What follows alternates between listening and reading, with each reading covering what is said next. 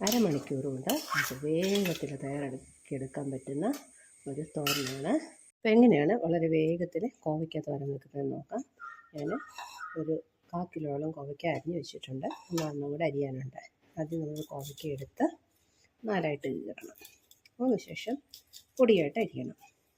കോവയ്ക്ക നല്ല വൃത്തിയായിട്ട് കഴുകി എടുത്തുകൊണ്ട് വരണം. ഇതിലൊക്കെ പൊടി അഴുക്കുമൊക്കെ ഉണ്ടാവും. അതിനുശേഷം ഇതുപോലെ കട്ടിംഗ് ബോർഡ് വെച്ച് അരിയാൻ പ്രാക്ടീസ് ഉള്ളവർ അതേ വെച്ച് ഇതുപോലെ ചെറുതായിട്ട് അരിഞ്ഞെടുക്കുക.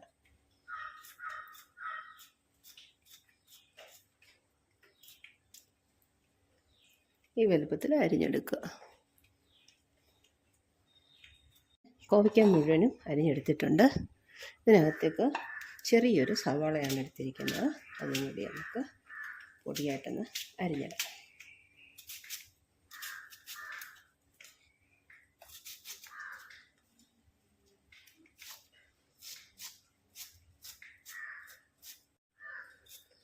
സവാള മുഴുവനും അരിഞ്ഞ് തീർന്നു.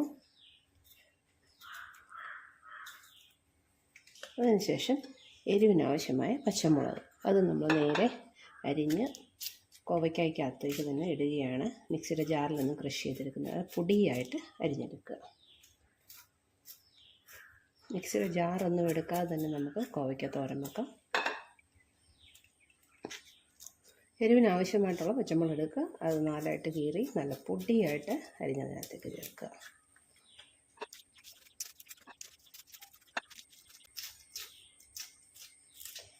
പച്ചമുളകിൻ്റെ അരി അവിടെ ഇവിടെയൊക്കെ തെറിക്കുന്നുണ്ട്. അതിനുശേഷം കുറച്ച് വെളുത്തുള്ളി, ഞാൻ കുറച്ച് വെളുത്തുള്ളി എടുത്ത് വെച്ചിട്ടുണ്ട്. 4-5 അല്ലി വെളുത്തുള്ളിയേ ഉള്ളൂ. അത് ഇതിനകത്തേക്ക് പൊടിയായിട്ടങ്ങ് അരിഞ്ഞ് ചേർക്കുക. സാധാരണ വെളുത്തുള്ളിയും പച്ചമുളകും തേങ്ങയൊക്കെ ചതയ്ക്കുന്നതിന് വേണ്ടിയാണ് നമ്മൾ മിക്സിയുടെ ജാർ ഉപയോഗിക്കുന്നത്. ഇതാകുമ്പം പൊടിയായിട്ടങ്ങ് അരിഞ്ഞ് ചേർക്കുക. മിക്സിയുടെ ജാർ എടുക്കുകയേ വേണ്ട. നമുക്ക് പെട്ടെന്ന് തോരൻ വയ്ക്കാനായിട്ട് സാധിക്കും. ഇതുപോലെ പൊടിയായിട്ട് അരിയുക. എനിക്ക് കയ്യിൽ വെച്ച് അരിഞ്ഞാണ് പ്രാക്ടീസ്. ഞാൻ കട്ടിംഗ് ബോർഡൊന്നും എടുക്കാറില്ല. ഞാൻ കുക്കിംഗ് പഠിക്കുന്ന കാലം മുതൽ ഇങ്ങനെ കയ്യിൽ വെച്ച് അരിഞ്ഞാണ് ശീലമായി. വെളുത്തുള്ളിയില അരിഞ്ഞെടുത്തു. ഇനി ഇതിനകത്ത് കുറച്ച് കറിവേപ്പില കൂടി ഇട്ട് കൊടുക്കുകയാണ്. അത് നമ്മൾ ഡയറക്റ്റ് അങ്ങ് ഇട്ട് കൊടുത്തു. നമുക്ക് എങ്ങനെയാണ് തോരനാക്കുന്നത് നോക്കാം. തോരൻ വെക്കുന്നതിനായി ഒരു ചീനിച്ചട്ടി അടുപ്പത്തേക്ക് വെച്ചിട്ടുണ്ട്. ഇതിലേക്ക് നമുക്ക് ആവശ്യമുള്ള എണ്ണ ഒഴിച്ച് കൊടുക്കാം. ഒരു 2 ടീസ്പൂൺ ഓയിൽ ഒഴിച്ച് കൊടുത്തിട്ടുണ്ട്. നന്നായി ചൂടായി ഇതിലേക്ക് കടുക് ഇട്ട് കൊടുക്കുകയാണ്. ഇട്ട് കൊടുത്ത കടുകൊക്കെ നല്ലതായിട്ട് മൂത്തു. ഇനി ഇതിലേക്ക് പൊടിയായിട്ട് അരിഞ്ഞ് വെച്ചിരിക്കുന്ന സവാള ഇട്ട് കൊടുക്കുക. 2 കറിവേപ്പിലൂടെ ഇട്ട് കൊടുക്കാം. ഉള്ളി കറിവേപ്പില മൂത്തു. ഒരു വറ്റൽമുളക് ഇട്ട് കൊടുക്കാം. എല്ലാം നന്നായിട്ട് മൂത്തിട്ടുണ്ട്. അരിഞ്ഞ് വെച്ചിരിക്കുന്ന കോവയ്ക്ക ഇതിലേക്ക് ഇട്ട് കൊടുക്കുകയാണ്.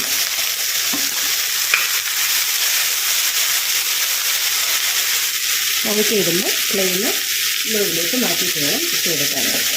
അതിനുശേഷം ഒന്ന് മിക്സ് ചെയ്ത് ഇതൊക്കെ എല്ലാവരും നന്നായി ഇതിലേക്ക് കുറച്ച് സാധനം ഇട്ട് കൊടുക്കണം. അതിൽ ചേർത്ത് കൊടുക്കാം. 1/4 ടീസ്പൂൺ മഞ്ഞൾപ്പൊടി ഇട്ട് കൊടുക്കണം. ആവശ്യത്തിനുള്ള ഉപ്പിട്ട് കൊടുക്കും. നന്നായിട്ടൊന്ന് മിക്സ് ചെയ്യുക. ഉപ്പും മഞ്ഞൾപ്പൊടിയും കൂടെ കുഴക്കാനെല്ലാം ആവത്തക്ക രീതിയിൽ മിക്സ് ചെയ്ത് കൊടുക്കുക.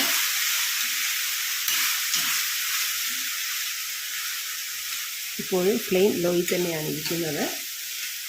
ഇതിനാവശ്യമായി തേങ്ങ നമുക്ക് ചിരകിയെടുക്കുന്നത്. കോവയ്ക്ക തോരനാവശ്യമായ തേങ്ങ ചിരകിയെടുത്ത് കൊണ്ടുവന്നിട്ടുണ്ട്. നല്ല പൊടിയായിട്ടാണ് ചിരകിയെടുത്തിരിക്കുന്നത്. ഇതിനകത്തേക്ക് നമ്മൾ ഒരു ശകലം വെള്ളം ഒഴിക്കുക. എന്നിട്ട് നല്ലവണ്ണം കൈ കൊണ്ട് ഇങ്ങനെ ഞൊടിയെടുക്കുക. ഒന്ന് ഞൊടുമ്പോൾ അതിനകത്തുനിന്ന് പാല് വരത്തക്ക രീതിയിലൊന്ന് ഞൊടിയെടുക്കുക. ഇനി നമുക്കിത് തോരനകത്തേക്ക് ചേർത്ത് കൊടുക്കാം. ഇവിടുത്തെ കോവയ്ക്കൊക്കെ ഒന്ന് വഴന്നിട്ടുണ്ട്. ഇതിനകത്തേക്ക് നമുക്ക് ഈ തേങ്ങാപ്പൂല ഇട്ട് കൊടുക്കാം.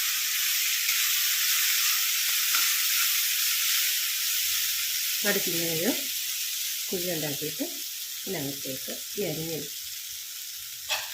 ഇതിനകത്തേക്ക് നമ്മൾ ചിരുകിയെടുത്ത ഞെടിയ തേങ്ങാപ്പൂരത്ത് 1 കപ്പ് തേങ്ങ ചിരകിയാണ് എടുത്തിരിക്കുന്നത്.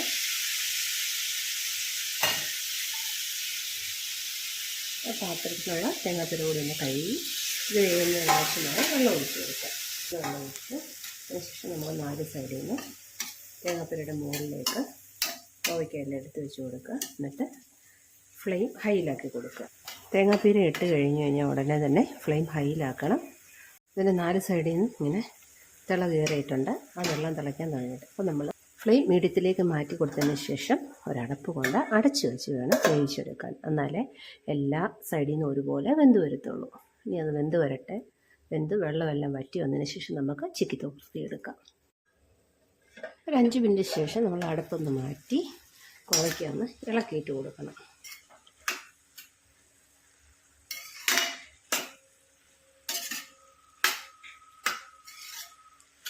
ഇപ്പോൾ വെള്ളമൊക്കെ വറ്റിയിട്ടുണ്ട്. കോവയ്ക്ക ഏകദേശം വെന്തിട്ടുണ്ട്.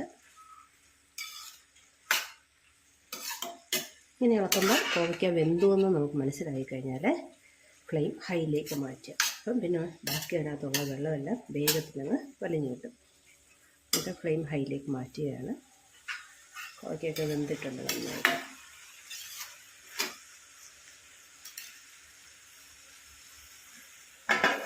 വെള്ളം വറ്റുന്നിടം വരെ അടച്ചു വെച്ച് തന്നെ വേവിക്കുക.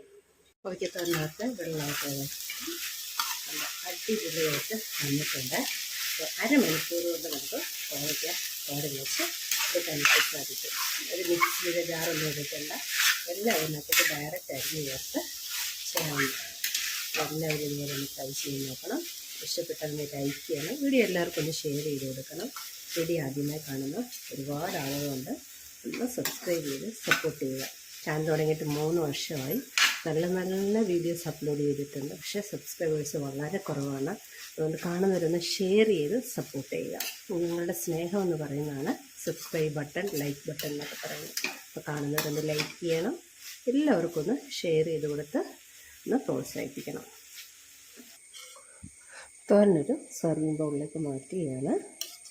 എല്ലാവരും ഒന്ന് ട്രൈ ചെയ്ത് നോക്കണം. നല്ല ടേസ്റ്റാണ് കോവയ്ക്ക തോരൻ കഴിക്കാനായിട്ട്.